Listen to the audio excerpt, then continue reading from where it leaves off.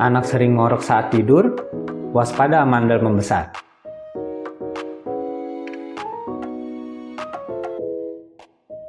Emang ngorok ngaruh ke amandel ya dok? Mitos bukan ya?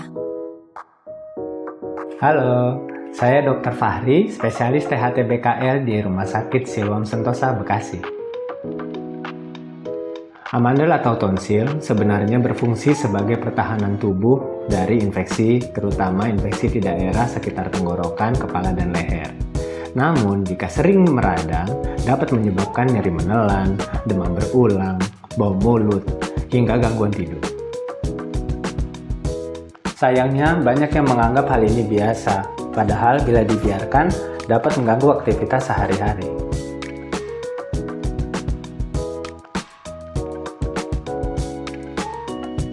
Penanganannya bisa dilakukan dengan pengobatan hingga tindakan operasi jika diperlukan. Tentunya setelah pemeriksaan yang tepat dan aman oleh dokter spesialis THT. Salam sehat.